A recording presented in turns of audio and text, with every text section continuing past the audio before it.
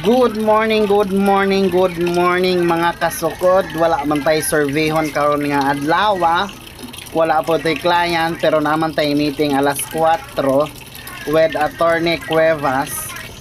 Karon guys, relax sa usa ang angkan. Ang angkan nga gadala-dala sa iyang anak nga sobra panig 15 years. Why annex? Karon guys, nangala mo na siya og mengge. Karon kaon na siya og mengge apple diha guys. Pero gipaningot ang bigatla. Gipaningot relax na siya kaon og mengge apple. Kaon siya og mengge apple guys kay nangala daw siya. Naamang biga pa sorogosi guys. Naay gapasorogosi. Sorogosi ba na? Ay, correct me if I'm wrong. Naay gapasorogosi guys. Karon ako mga ilang gikaplanuhan. Tag 70 ang kilo Mga guys. hinampak ako gikaplanuhan.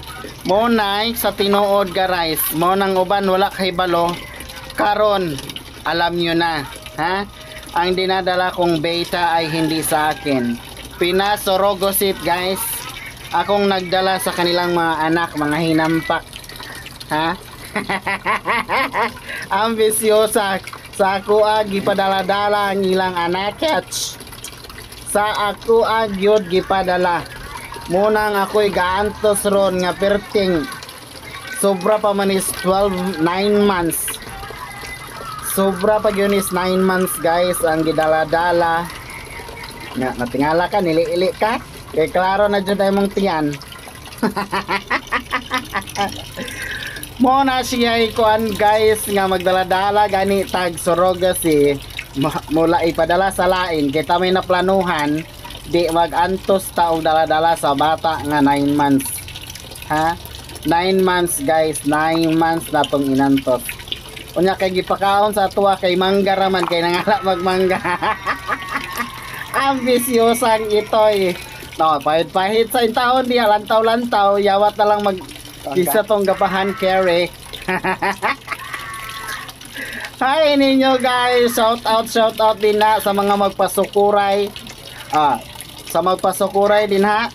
Kuha lang jud ang akong number 0916-879-1569. Maora na siya guys.